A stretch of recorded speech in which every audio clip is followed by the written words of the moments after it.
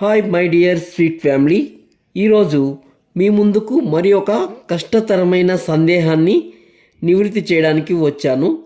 Topic వచ్చి తల్లి, తండ్రి, గురువు, దైవం, వీరిలో ఎవరు గొప్ప? అసలు ఈ యొక్క టాపిక్ గురించి మనం డిస్కస్ చేసే ముందు మనం ఒక విషయాన్ని గుర్తు తెచ్చుకోవాలి. అసలు ఈ సందిగ్ధం అంటే ఈ ప్రశ్న, ఈ సమస్య మనలో ఏర్పడడానికి గల కారణం ఏమై ఉంటుంది? బాగా ఆలోచించండి. ఆలోచిస్తే అర్థమవుతుంది. అదేంటంటే, మన పెద్దలు మనకు చెప్పిన విషయాన్ని మనం సరిగా అర్థం చేసుకోలేకపోయినందుకు ఇది వచ్చింది. అది ఎలాగంటే, ఇప్పుడు చూడండి, నాకు ఊహ తెలిసినప్పటి నుండి కానీ, లేదా మీకు ఊహ తెలిసినప్పుడు, మీలో నాకంటే చిన్నవాళ్ళన్నా ఉండొచ్చు, లేదా పెద్దవారన్నా ఉండొచ్చు. మీకు ఊహ తెలిసినప్పటి నుండి కానీ ఒక విషయం మన మైండ్లో స్ట్రాంగ్గా నిలిచిపోయింది. అది ఏంటంటే, ఎవరైనా ముందుగా ఏం చెప్తారంటే, ముందుగా మనము తల్లి, తండ్రి, ఆ తర్వాత గురువు, ఆ తర్వాతే దైవము అని చెప్తారు. ఇది నిజమా కాదా? 100% అందరూ నిజమే అంటారు. అయితే వారు చెప్పిన ఆ శాస్త్రము కరెక్టా కాదా అన్న దాని గురించి ఇప్పుడు ఆలోచిద్దాం. ఇప్పుడు నేను చెప్తాను, చూడండి. ఇది వచ్చేసి 100% కరెక్టే, ఎవరైనా ఒప్పుకోవాల్సిందే, ఇది కరెక్టే. కానీ వారు మనకు చెప్పిన ఉద్దేశం వేరు, మనము అర్థం చేసుకున్న తీరు వేరు. వారు ఉద్దేశం ఏమిటంటే, ఏదైనా ఒక జీవి, అది మీరైనా కావచ్చు, నేనైనా కావచ్చు, ఎవరైనా సరే, ఈ మానవ జన్మ ఎత్తాలి అంటే మొదట ఏం కావాలి? తల్లి, తండ్రి కావాలి. మరి మనము ఈ జన్మ ఎందుకు ఎత్తాలి, మన మనిషి జన్మకు తుది లక్ష్యం ఏమై ఉంటుంది అని ఆలోచించామనుకోండి, బాగా తినడం, బాగా అనుభవించడం, ఆ తర్వాత చనిపోవడం. ఇంతేనా? ఇందుకేనా మనం మనిషి జన్మ ఎత్తింది? చెప్పండి, ఇందుకేనా? అందరూ దీర్ఘాలోచనలో పడ్డారు కదా. అయితే మీలో కొంతమందికి, ఎవరైతే నేను ఇంతకు ముందు చేసిన దేవుడు సైతం నచ్చిన నిజమైన సక్సెస్ అనే వీడియో చూసి ఉంటారో, వారికి మాత్రం మన జన్మకు ఉన్న అంతిమ లక్ష్యం ఏమిటో తెలిసిపోయి ఉంటుంది. ఎందుకంటే ఆ వీడియోలో మనం ఎందుకు జన్మ ఎత్తాలి, మన జన్మ యొక్క అంతిమ లక్ష్యం ఏమిటి అనే దాని గురించి చాలా వాల్యుబుల్ ఇన్ఫర్మేషను ఇచ్చాను. ఆ వీడియో యొక్క డిస్క్రిప్షను, ఆ వీడియో యొక్క లింకు ఈ వీడియో యొక్క డిస్క్రిప్షన్లో పెడతాను. మీరు ఫ్రీగా ఉన్నప్పుడు చూసేయండి. ఆ వీడియో యొక్క టైటిల్ వచ్చేసి దేవుడు సైతం మెచ్చే నిజమైన సక్సెస్ అనేది టైటిల్. ఆ టైటిల్ కూడా గుర్తుపెట్టుకోండి, ఎందుకంటే నేను పెట్టిన లింక్ ఏదో అని అనుకోవద్దండి. ఆ టైటిల్ చూసి, అంటే 2 లింకులు పెడతాను, సో ఈ టైటిల్ చూస్తే దానికి సంబంధించిన జన్మ దాని గురించి తెలుసుకోవచ్చు. ఓకే, ఇంకా మన టాపిక్లోకి వచ్చేస్తాం. మనం ఎక్కడున్నాం? ఏదైనా ఒక జీవి జన్మ ఎత్తడానికి మనకు ఫస్ట్ ఏం కావాలి అంటే తల్లి, తండ్రి కావాలి. ఇక్కడ ఉన్నాం. అయితే ఇక్కడ మీకు అసలు మనము పుట్టక ముందు జరిగే ఒక ఆసక్తికరమైన క్రియ గురించి చెప్తాను, వినండి. మనము పుట్టక ముందు మన ఆత్మకు భగవంతుడు 13 జన్మల తర్వాత, అంటే మన మనిషి జన్మ కంటే ముందు మన యొక్క ఆత్మకు 13 జన్మల తర్వాత 14వ జన్మగా మనం పుట్టడానికి, అంటే మనిషిగా పుట్టడానికి ఆ భగవంతుడు ఒక అవకాశం అనేది ఇస్తాడు. ఎవరికి? ఆత్మకు. ఆ అవకాశాన్ని సద్వినియోగం చేసుకొని భగవంతుడిలో ఐక్యం అవ్వాలి అన్న ఉద్దేశంతో వస్తుంది మన ఆత్మ. అయితే ఇక్కడ ఏదైనా పొరపాట్లు చేసి అలా ఆ భగవంతుడిలో ఐక్యం అవ్వలేకపోతే మళ్ళీ మన ఆత్మ ఇంకొక 13 జన్మలు ఎత్తాలి. ఆ తర్వాత మళ్ళీ 14వ జన్మగా అవకాశం వస్తుంది. అంటే దాని యొక్క లక్ష్యము డిలే అయిపోతుంది. ఒక్క చిన్న మనిషి జన్మలో ఒక చిన్న పొరపాటు చేసినా అది చేరుకోవాల్సిన లక్ష్యానికి డిలే అయిపోతుంది. అయితే మానవ జన్మలోకి ఎందుకు అంత ప్రాధాన్యత అన్నది కూడా సక్సెస్ అనే వీడియోలో ఇచ్చినాను. అది చూస్తే మీకు అర్థమైపోతుంది మానవ జన్మకు ఉండే ప్రాధాన్యత ఏంటి అని. సో ఇంత ప్రాధాన్యత జన్మకు ఉంది కాబట్టి మన యొక్క ఆత్మ అనేది మనలో ప్రవేశించే ముందు ఎవరి ఇంట్లో పుడితే తన లక్ష్యం నెరవేరుతుందో తన లక్ష్యం నెరవేరడానికి సులభంగా ఉంటుందో అని కొన్ని వేల కుటుంబాల ఇంటికి వెళ్ళి తిరిగి అన్ని విధాలుగా నమ్మకం ఏర్పడిన ఒక గర్భంలో చేరుతుంది. ఇది మనము పుట్టక ముందు జరిగే ఒక అద్భుతమైన క్రియ. అయితే మీకు ఇక్కడ ఇంకొక డౌట్ రావచ్చు.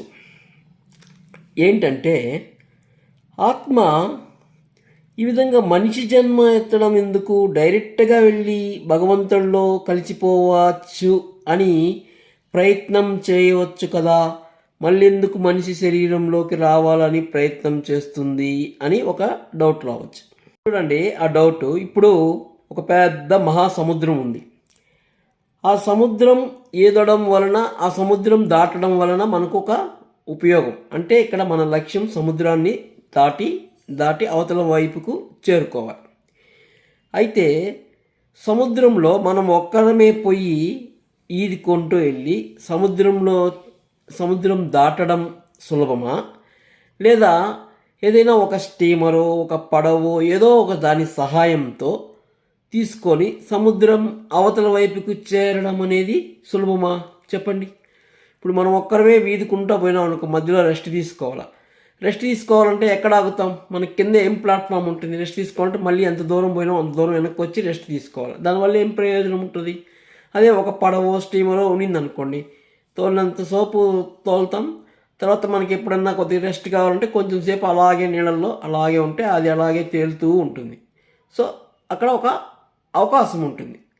సో అలాగే ఆత్మ అనేది కూడా భగవంతుడిలో ఐక్యమవడానికి మన శరీరాన్ని ఒక వాహకంలాగా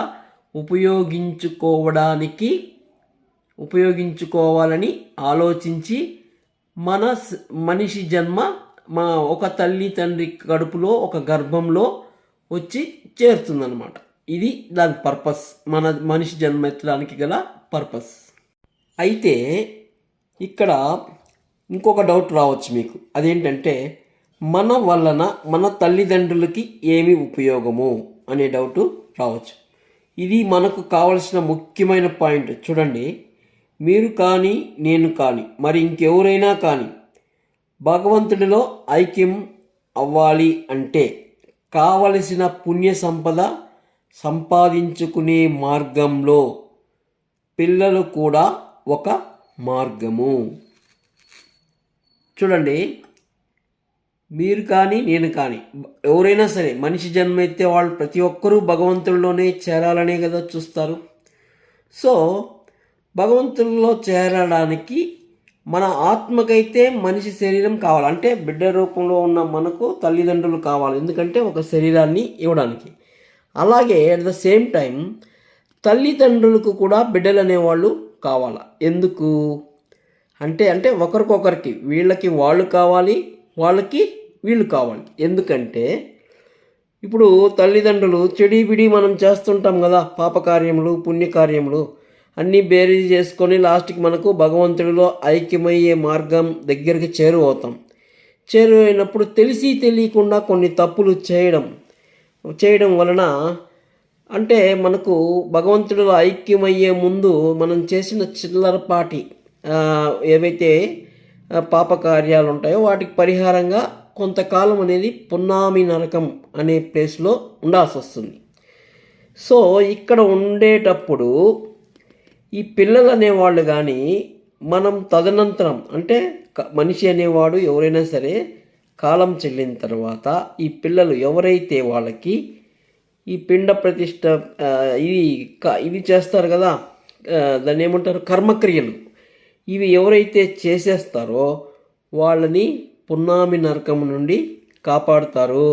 అంటే డైరెక్ట్గా భగవంతుడిలో ఐక్యమవడానికి ఒక నిచ్చెన దొరికినట్టే.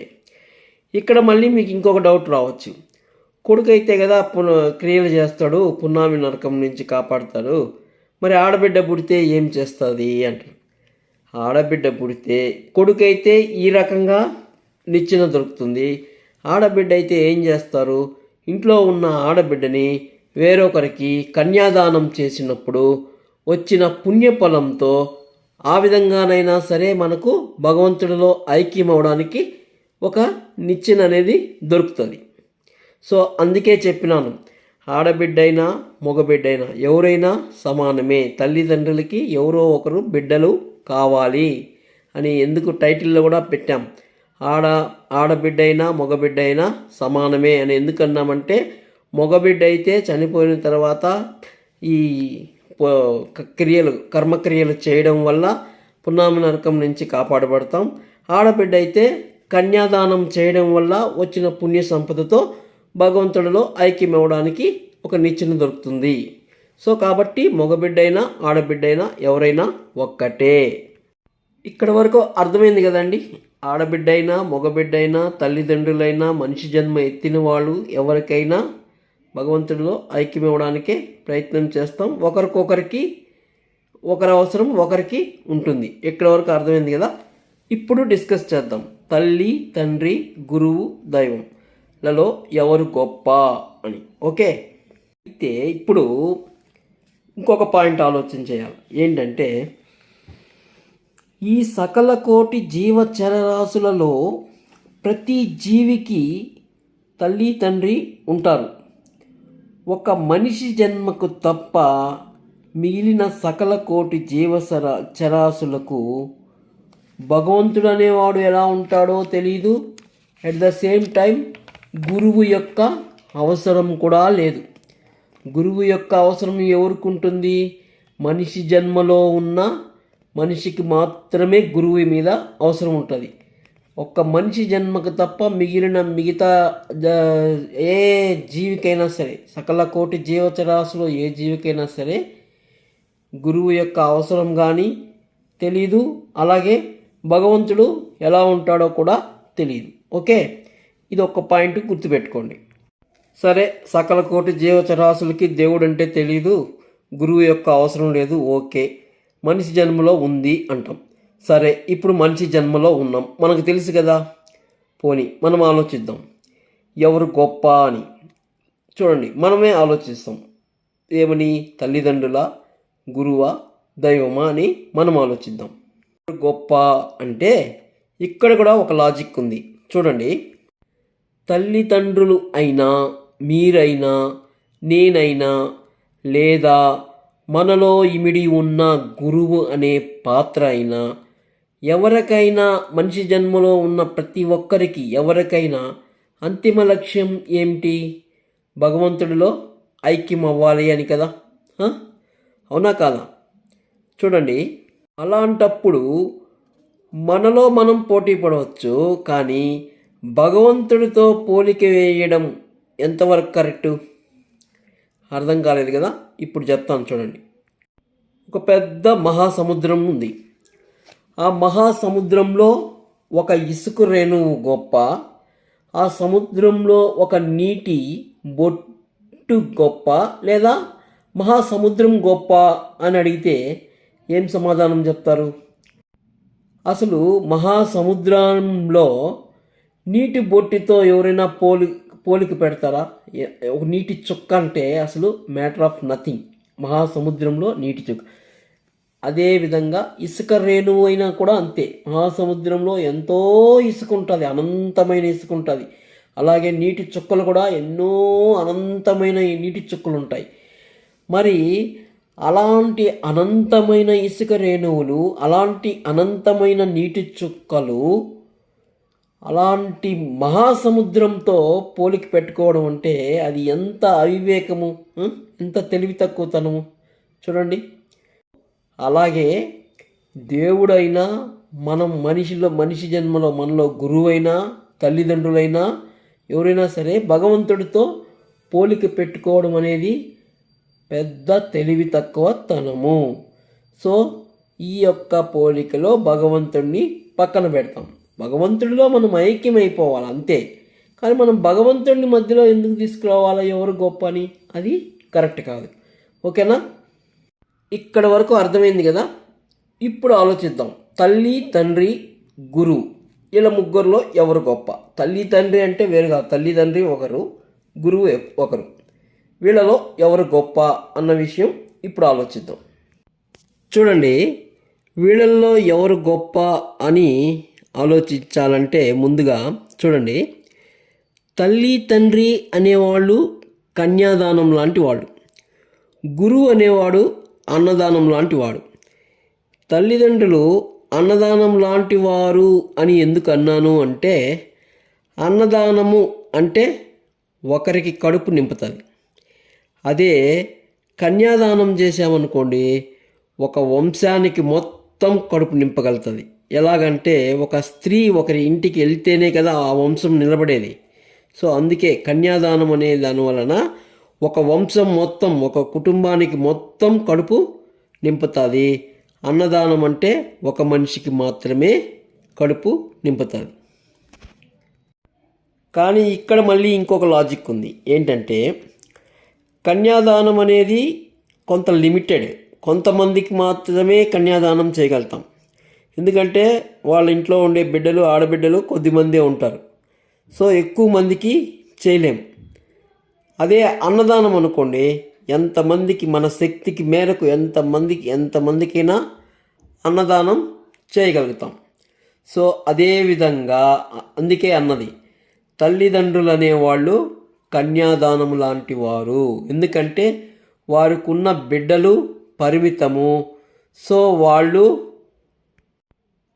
ఏదైనా ఆత్మకు వాళ్ళు సహాయపడగలిగితే అంటే కొద్దిమంది ఆత్మలకు మాత్రమే ఆ ఆత్మల యొక్క అంతిమ లక్ష్యం నెరవేర్చుకోవడానికి కావలసిన ఈ మానవ శరీరాన్ని అందించగలుగుతారు. ఎవరు? తల్లిదండ్రులు. ఇక్కడ మళ్ళీ అర్థమైందా? చూడండి, ఆత్మ యొక్క అంతిమ లక్ష్యము నెరవేరడానికే కదా మనిషి జన్మ ఎత్తుతుంది. ఆ మనిషి జన్మ ఎత్తడానికే కదా తల్లిదండ్రుల్లోకి, గర్భంలోనికి ప్రవేశిస్తుంది. సో అక్కడ ప్రవేశించాలంటే ఆ తల్లిదండ్రులు ఎంతమంది బిడ్డలకి ఆ యొక్క సహాయం చేయగలుగుతారు? లిమిటెడ్ మెంబర్స్, మహా అంటే మ్యాక్సిమం 10 మెంబర్స్. అంతకంటే ఎక్కువ మంది బిడ్డల్ని కనలేరు, ఎక్కువ మంది ఆత్మలకి సహాయం చేయలేరు. సో అదనమాట తల్లిదండ్రులు. అదే గురువు తీసుకోండి, ఆత్మ యొక్క శరీరం అయితే తల్లిదండ్రులు ఇస్తారు. కానీ భగవంతుడిలో ఐక్యం అవ్వడం అనే లక్ష్యానికి ఒక మార్గం అంటే తెలివితేటలు. ఎలా పోతే భగవంతుడిలో ఐక్యమవుతాం, ఎలాంటి మంచి పనులు చేయాలి, ఎలాంటి చెడు పనులు చేయకూడదు, ఇలాంటి విషయాలన్నీ జ్ఞానాన్ని ఎవరిస్తారు? గురువు ఇస్తాడు. అందుకే గురువుని ఏమంటారు? మార్గనిర్దేశకుడు. అంటే భగవంతుడిలో ఐక్యం అవ్వాలనే లక్ష్యానికి మార్గాన్ని చూపేవాడు, మార్గనిర్దేశకుడు అని గురువుని అంటాం. అయితే ఈ గురువు ఎంతమందికి మార్గాన్ని నిర్దేశించగలుగుతాడు అంటే భగవంతుడిలో ఐక్యం అవడానికి ఎంతమందికి జ్ఞానానికి ఇవ్వగలుగుతాడు? అన్లిమిటెడ్, ఎంతమందికైనా ఇవ్వగలుగుతాడు. సో అదే తల్లిదండ్రులేమో లిమిటెడ్ యొక్క ఆత్మలకి ఈ మానవ శరీరాన్ని అందించగలుగుతారు. అదే అట్ ద సేమ్ టైం గురువు అనేవాడు అన్లిమిటెడ్ మెంబర్స్కి, అంటే అన్లిమిటెడ్ మనుషులకి, అంటే అన్లిమిటెడ్ ఆత్మలకి భగవంతుడిలో చేరే మార్గాన్ని చూపగలుగుతాడు.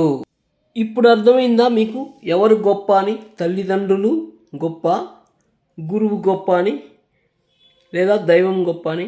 ఇప్పుడు కూడా మీలో చాలామందికి కన్ఫ్యూజన్ ఉంది. సో ఆ కన్ఫ్యూజన్ అనేది ఫైనల్గా కంక్లూషన్ చెప్పడం వల్ల మీకు ఒక ఫుల్ క్లారిటీ ఇచ్చేస్తాను. చూడండి, తల్లిదండ్రులు, గురువు అనేవారు ఒక అనంతమైన మహాసముద్రంలో ఒక ఇసుక రేణువ, ఒక నీటి చుక్క లాంటి వారు. సో వారిని మహాసముద్రము అనే భగవంతుడితో పోల్చుకోకూడదు. ఇది పాయింట్ నెంబర్ 1. ఇంకా పోతే పాయింట్ నెంబర్ 2 చూద్దాం. ఈ సకల కోటి జీవచరాశులకు తల్లిదండ్రులు ఉంటారు, కానీ గురువు అనేవాడు మానవ జన్మలో మాత్రమే ఉంటాడు. మానవ జన్మకు మాత్రమే గురువు అనేవాడు పరిమితమవుతాడు. అందుకే ఈ మానవ జన్మలో మాత్రమే ఆత్మలకు తల్లిదండ్రుల కంటే గురువే ప్రాధాన్యము. ప్రాధాన్యత అంటే కొంచెం ఎక్కువ అవసరం అంతే. అలాగని మరి తల్లిదండ్రులు అవసరం లేదని కాదు. తల్లిదండ్రులు అవసరమే, కాకపోతే గురువు అనేవాడు ఎక్కువ ప్రాధాన్యత. ఎందుకంటే భగవంతుడిలో ఐక్యమయ్యే తుది లక్ష్యానికి మార్గాన్ని చూపి మార్గాన్ని నిర్దేశించేవాడు. అలాగే ఎన్నో వేల ఆత్మలకు కూడా ఆ మార్గాన్ని చూపగలుగుతాడు. కాబట్టి గురువు అనేవాడు అంటే భగవంతుడిలో ఐక్యమయ్యే మార్గము తెలిసినవాడు ఇక్కడ గురువు. అది ఎవరైనా కావచ్చు. సో కాబట్టి గురువు అనేవాడు ఈ మానవ జన్మలో ఉన్నటువంటి ఆత్మకు అంటే మనకు తల్లిదండ్రుల కంటే ప్రాధాన్యత. ఓకే, ఇంకొక విషయం కూడా మీరు బాగా అబ్జర్వ్ చేసుకోండి. గురువులో తల్లిదండ్రులు ఉండకపోవచ్చు, కానీ తల్లిదండ్రుల్లో కూడా గురువు ఉంటాడు. అంటే ఏదైనా సరే ఒక మంచి కార్యం, మంచిని ఎవరు బోధించినా వాళ్ళు దైవంతో సమానమే, వాళ్ళే గురువులు కూడా అవుతారు. సో తల్లిదండ్రులైనా కూడా కావచ్చు.